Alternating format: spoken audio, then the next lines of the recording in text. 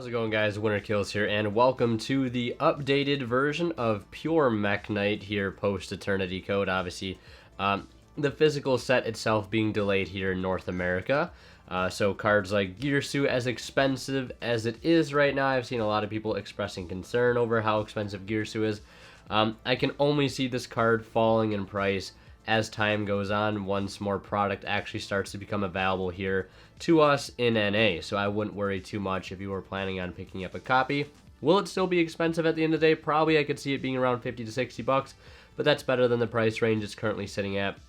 I would not fall for these outrageous prices that are being posted right now, and just sort of wait it out, and that's probably my best advice I could give. But either way, this is a full Pure Mekk Knight build featuring Girsu. But for those that do not want to even think about picking up Girsu in the first place, because regardless of what it's priced, if you don't want to spend that much money on the card, I totally understand.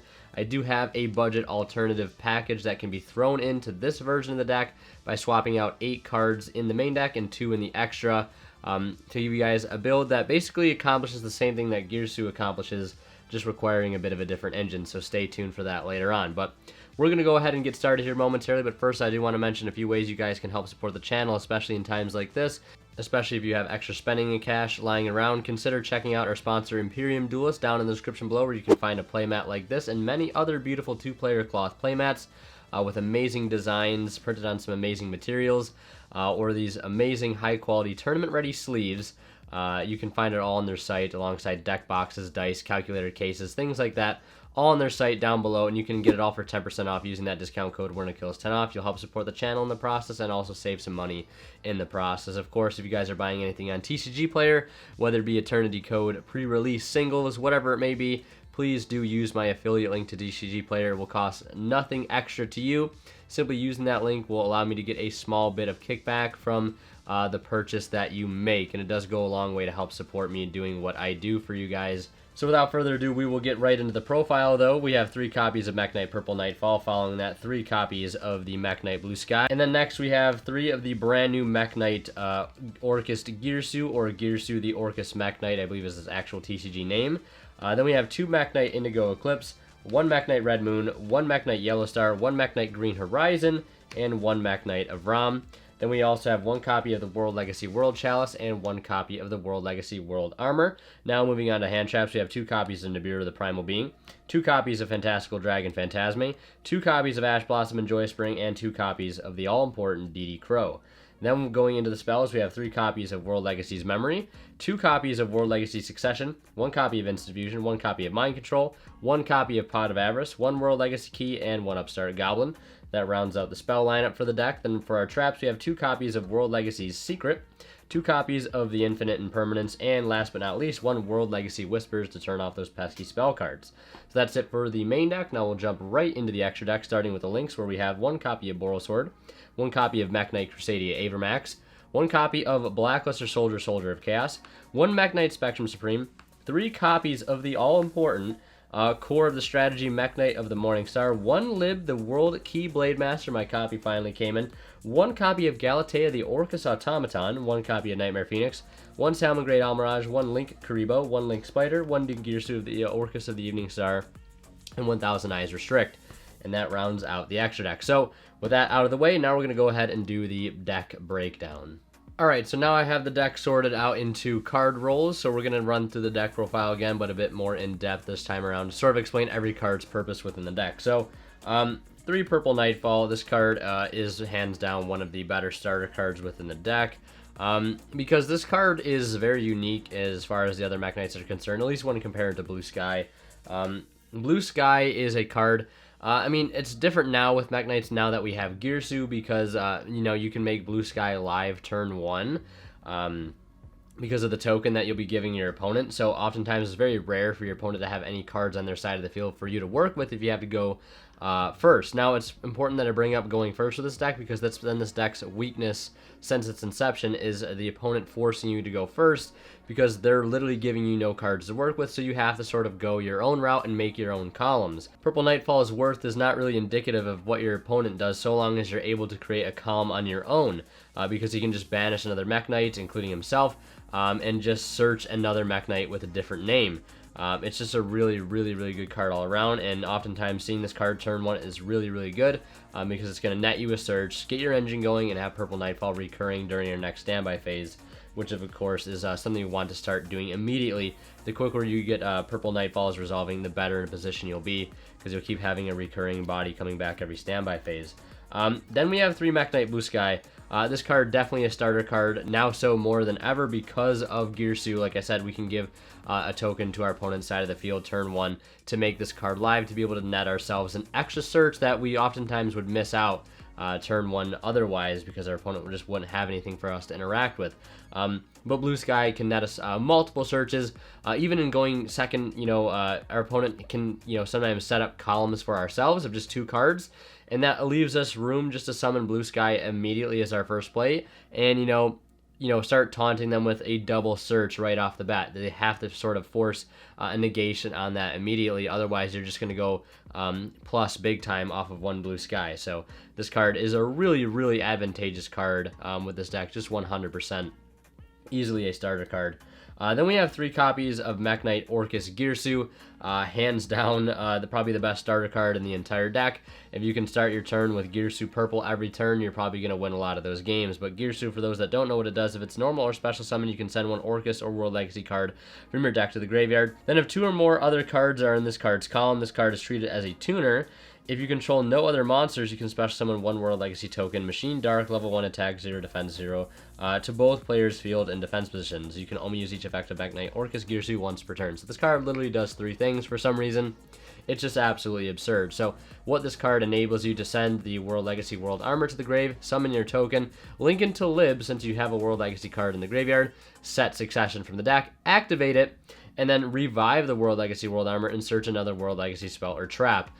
It just really sets you up for a lot of fantastic plays and really does get the engine going, like nothing else, because this card can get you access to a card like Memory, which can get you to purple if you don't have it otherwise. So this card is incredible.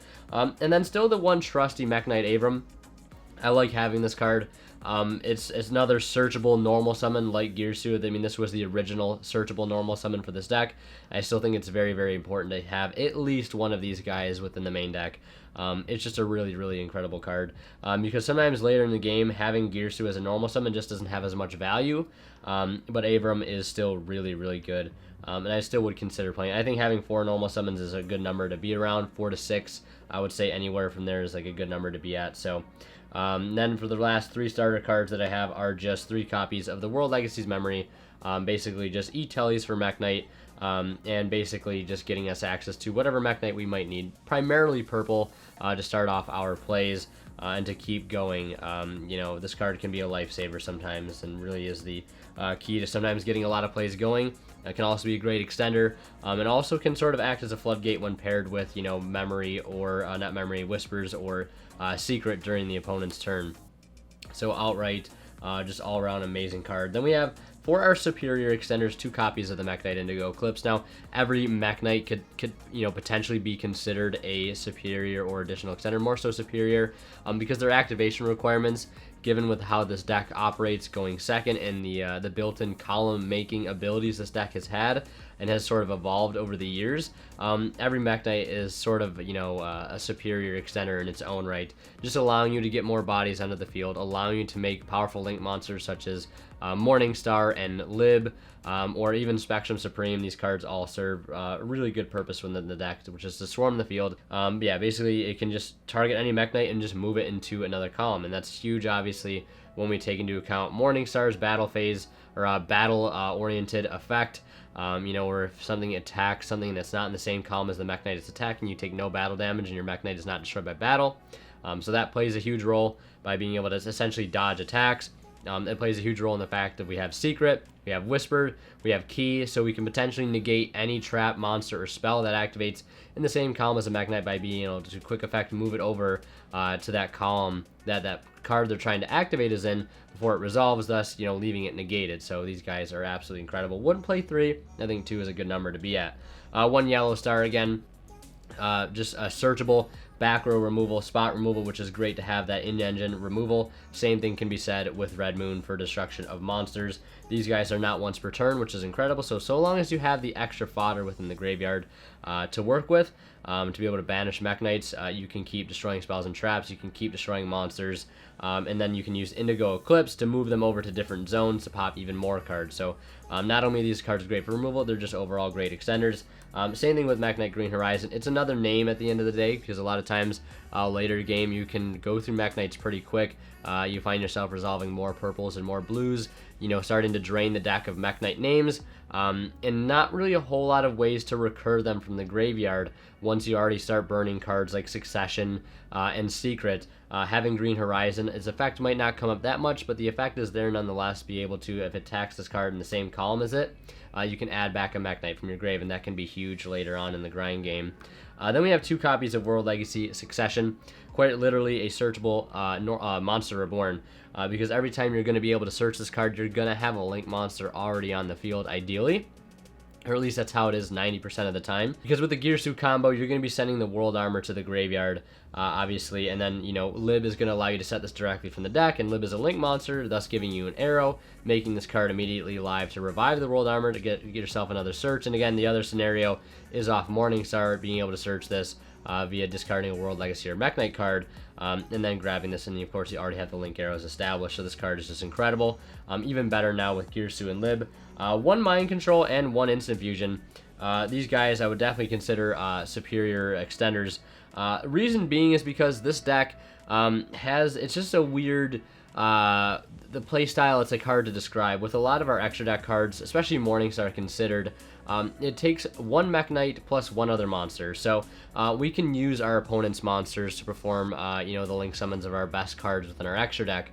So cards like Mind Control not only help us make, our Morningstars a bit easier, but we also get to take our opponent's cards in the process. Same thing can be said with Instant Fusion. This card is incredible, not only just for the obviously going second capabilities it has, but as an extender in the fact that this card can help make live a column turn 1 by special summoning out a card like the Thousand Eyes Restrict and linking it into a card like Link Haribo, allowing you to set another card underneath it to summon your Purple Nightfall, Indigo Eclipse, whatever it may be. So these cards, I like to look at them in some cases as a superior extender, but these cards could also obviously just be considered spot removal within the main deck, but they do serve more purpose than that, so that's why I wanted to include them in this particular part of the profile. Now we'll move on to our additional extenders, where I right now only have just 3, and those being the Pot of Avarice, the World Legacy World Armor, and the World Legacy World Chalice. So these cards are, I think, very, very important to have within the deck. World Legacy World Chalice is a card I feel like a lot of people don't play with the Girsu combo. I know most people it's like commonplace to play the World Armor, but granted, you're probably going to be able to resolve multiple Girsus within a game, and having that World Chalice card in the deck to be able to send is really, really nice, because it can just banish itself from the grave to add a World Legacy card, which is really, really good. And a lot of times, sometimes you'll find yourself not being able to go for the full Lib combo, where sending this card would be most optimal. So that leaves you with the option to be able to send the World Legacy World Chalice, and of course it is always better to have more options within a deck, so more and better options at your disposal. So not just having the World Armor in the deck, joining alongside of that the World Legacy World Chalice I think is really, really good also for its graveyard capabilities, that Girsu can just essentially foolish it right to the grave. And if you happen to open either of these cards, they're just discard fodder for Morningstar at the end of the day. For you to be able to still set up the same combo to revive World Armor with a Succession, or during your opponent or during your next turn, banish this card from your graveyard to net yourself a search. And now Avarice is a card I think that's fantastic in here. It's a normal spell. It can be set obviously like Instant Fusion and Mind Control to help create a column, and flipped up on the same turn, since they are normal spells. That's obviously how that mechanic works. And then obviously the graveyard and the resource management this card allows is incredible, because going through a normal Girsu combo, even then summoned, like an Avermax play, this card becomes live instantly after that whole combo is done. and you can recycle some of your most powerful engine requirements or your engine pieces like Lib, the World Armor, some of your Mekk Knights, Morningstar, whatever it may be, while still leaving an Indigo engraved to make your Secret and your Whispers live to make them more potent during the opponent's turn. It's just really good. This card is a no-brainer in my opinion. I've thought about bumping up to 2, but right now I think 1 is a good number to be at. Now we're going to look at the Reactive Extenders. This is also could be considered defense, but Phantasme is a very, very strong reactive extender. Basically, in response to whatever opponent's plays are making, if they summon a link, we can get this on board, draw 2 cards, draw 3 cards, depending on how many links they have, and recycle back some cards we don't want to see to help fine-tune our hand for the next turn. Obviously, as a blind going second deck, this card is still really good. Even in Master Rule 5, Link monsters are still arguably the best summoning mechanic, and I don't think they're going anywhere, so thus the Phantasme really isn't going anywhere in the main deck right now. I still think the card is outright really, really good. Now here we have our responsive defensive cards, where we have the 2 Nibiru and the 2 Ash Blossom. Basically, a responsive defensive card is a card that is defensive, but has to be activated within a certain window during a certain event that is taking place in the game. Nibiru obviously needing that 5 summon requirement, and Ash, needing to meet those 3 requirements listed on it. They need to add a card from deck to hand, special summon from the deck, or send a card from deck to grave. These cards, obviously, they could be activated at any point, would be really, really good. If they could just negate anything at will or just wipe the board at will. But these cards are still very, very good against a wide range of decks. I think Nibiru is just getting better and better as every day goes on, with all the combo decks coming out of the woodwork now, post Dual Overload, so still really like those. And Nibiru, not only is it great against just heavy combo decks, but the fact that you can give your opponent a token on their field for you to work with while also wiping their field is still really, really enticing. So this card is great. It can conflict with Girsu because when you normally Girsu, this will already be on your field, thus allowing you not to get that token.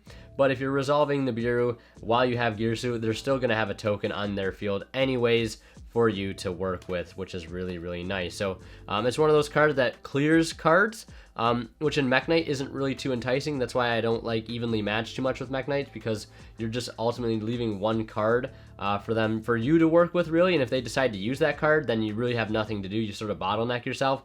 Nibiru is very different in the fact that obviously it clears the whole board, but still leaves you something to work with that they really can't do anything with during your turn since it's a token.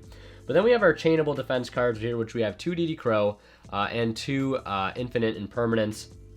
You could argue that World Legacy Secret could fit in this category as well, but we'll talk about that card a little bit later. But we have 2 DD Crow and Infinite Impermanence. Now, these are just chainable defensive cards, which means they can be activated at any point. We don't have to wait for a certain thing to happen. We can start our turn going second into a board to negate a card outright, something that we might need to bait out a negation before we go any further. It obviously can be set to help create a column if we're going first, so very, very versatile card. And DD Crow, I think, is still one of the best hand traps in the game. Not only can it be used whenever, it's not a once per turn, this card can also be normal summoned just like Ash Blossom to link into Salmon Great Almirage, or Link Karibo to help make you columns turn 1, and it has definitely come in clutch in doing that several times. If you guys want to see something like that demonstrated, you can check out the testing sessions video I did with this deck a few days back, so I highly recommend you check it out. But these cards are outright just really good. I mean, DD Crow is just, it's great against Eldritch, it's great against Invoked, it's great against Shaddoll variants. This card is just really, really good all around, I think. Pretty underrated hand trap for the most part. And then we have sort of our Floodgates for the deck. Again, the World Legacy Secret could be considered like a reactive extender, like Phantasme, or a defensive card, since it can bring back anything to sort of block damage, any level 5 or higher monster in a graveyard. But we have our Floodgates here. These are our main deck searchable Floodgates. Obviously, with the way this deck excels at getting multiple mechs on the field, having ways to spring Mekk Knights onto the field during the opponent's turn via cards like World Legacy Memory or Secret, we have the ability to turn off monster spells and traps at will, especially with the ability we have to get these cards now with a card like Lib and a card like Girsu at our disposal. So obviously being able to revive any level 5 or higher from the graveyard, and then any monster effect that our opponent tries to activate in the same column as a Mekk Knight is negated. Same thing here. We can target level 5 or higher. It gains 1,000 attack and defense until the end of its turn. Negate any opponent's spell effect that activates in the same column as a Mekk Knight. And then the World Legacy Key. It can also recycle on activation any banished Mekk Knight monster or World Legacy card and add it back to the hand. So you can recycle the World Legacy World Chalice, or you can add back banished purples or any cards that you might have banished off your Red Moon and Yellow Star. But it also negates any trap that activates in the same column as a Mekk Knight. So a nice little bit of Floodgate there within the main deck that is searchable. So nice to have. And then the last card within the main deck, the Engine Requirement. This card can also be set, obviously, to create a column and activate in the same turn to get a draw to help dig into more pieces if need be. So that is it for the main deck breakdown. Now we're going to go into the extra deck here, and we're just going to run through it card by card. We have the Thousand Eyes Restrict, obviously the Engine Requirement for the 1 of Instant Fusion. This card is still very, very versatile. I still opt in to play the 1 of Instant Fusion just because it's still great going first or second, especially with this Mekk Knight strategy. Again, you can use it to help create columns, get yourself a monster in the extra monster zone, or help break boards going second. Just an outright all-around good card. Then we have Dingirsu. This card is way better now, especially when packaged with Girsu, because we now have a main decked Orcus monster that's also a Mekk Knight monster. So that means we can make Galatea, which means we can make Dingirsu that much easier without having to sort of like suffocate our purple Nightfall, and start breaking that chain of it coming back every standby phase, because we'll have to use it as Ix's material. So having Girsu helps us get away from that, and we can make this card much easier now. Then onto our Link 1s. The Link 1s are very important within this deck. There's a reason we play 3 of them. There's like, these cards are really good. Obviously, for any tokens we might get, whether it be a Nibiru token, a Girsu token, or just Avram, you can link into Link Spider again to help get you a column. It's really great. Or even if you open Girsu per se and Avram, you can normal Girsu, send the card, make Link Spider with a token, and then use Link Spider to summon out the Avram from the deck and get yourself an extra body on board to make plays with. It's just a really good card all around.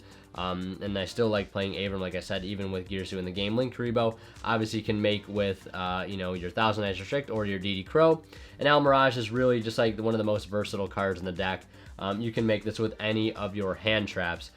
So basically turns any hand trap turn 1 into sort of a useful card. It gives, again, multiple purposes to these cards, where in some decks really only have one purpose, but our hand traps can serve multiple purposes within the deck, thanks to Al Mirage, which is really great. Then into the Link 2s, obviously Nightmare Phoenix for the back row removal, the ever-present back row removal that we will need. Galatea, this card is just really good because we can recycle our Girsu's back into the deck without even needing to have an Orcus Spell or Trap to set. And also it gives us easier access to Dingirsu. Then we have Lib, obviously the World Key Blade Master.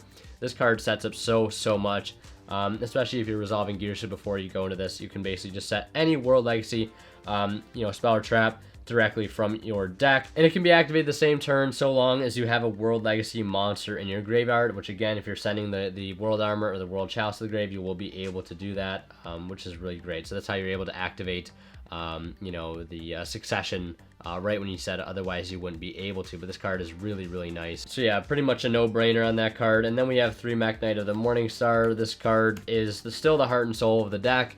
A lot of people just seem to forget about its battle phase protection, and a lot of times that can just outright steal games. It just searches again some of the best cards in our deck. Sets up our graveyard, by discarding things like Indigo Eclipse rather, my apologies, and setting up Secret and Whispers and all that stuff during the opponent's turn. Spectrum Supreme, a really good in-engine monster to be able to make that oftentimes can steal games quite literally because of its attack directly effect for 3k, and some decks outright just can't deal with it. Some sort of a budget version of the BLS Link. We do play a lot of level 7 or higher monsters, so the BLS Link comes as a no-brainer.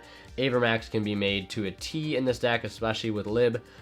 Lib oftentimes leads to Morningstar, and then you can link those two into Avermax, spin a card in the process, and give yourself an Avermax, which is just really good. And then Borosword, of course, for the generic OTK button that this deck has. So now, going into the budget replacement, if you do not want to spend the big bucks on the Girsu, these are the cards that you can put within the main deck, sort of in place of a few select cards to basically do the same thing that Girsu does.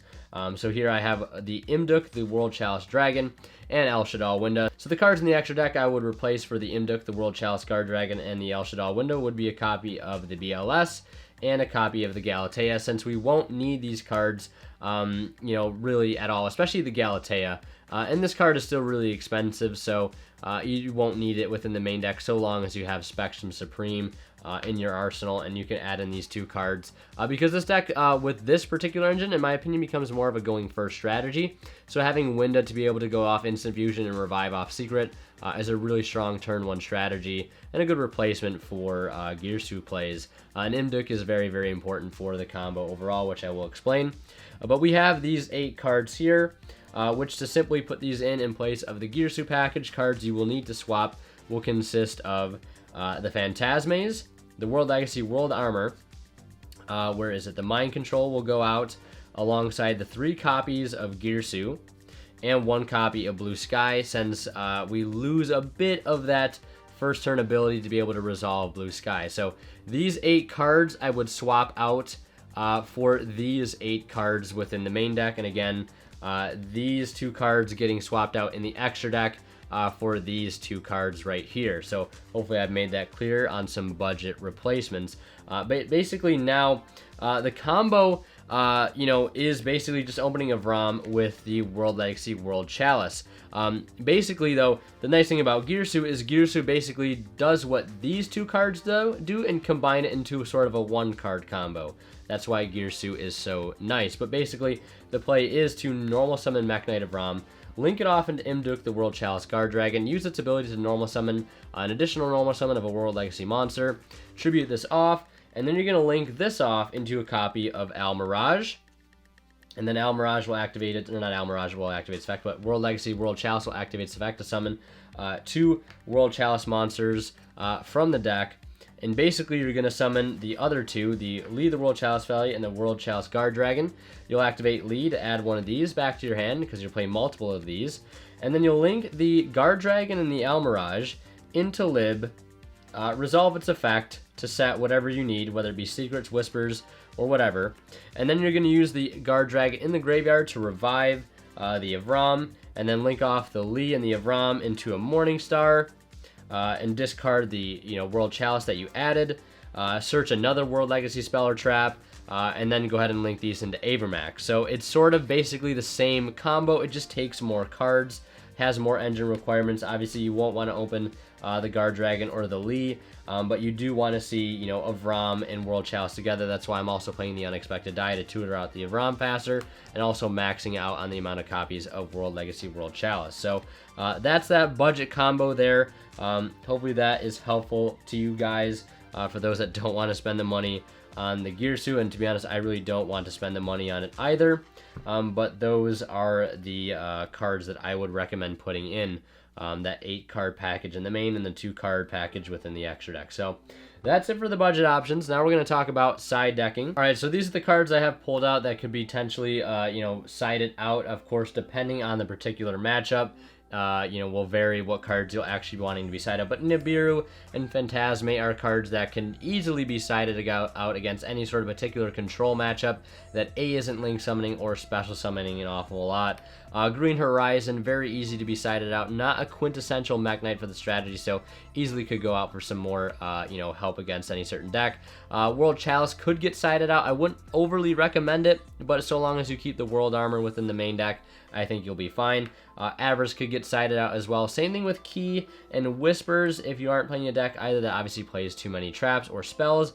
Vice versa, one or the other could come out for more side decking cards, and Instant Fusion could go out as well. And technically, if you're siding this out, you could also side out the Thousand Eyes Restrict for another extra deck monster if that was something you wanted to try out. So yeah, those are the cards I would side out. Yeah, I'll put up a mock side deck up on the screen as I usually do, but that's going to pretty much do it for this updated deck profile, post Dual Overload, post Eternity Code Mekk Knight deck profile with budget options. So I hope you guys enjoyed this profile from start to finish, all the way to intro and all of the roles. Let me know what you guys think down in the comment section below. Drop this video a like if you did really enjoy it, and consider sharing it with a friend. And also, don't forget to check out all the ways to help support me in doing what I do down below. And please consider hitting that join button right now more than ever. Would really, really help out. So yeah, thank you guys so much for the support as always. Thank you guys so much for watching. And yeah, as always, Winter Kill signing out. We'll see you guys in the next one.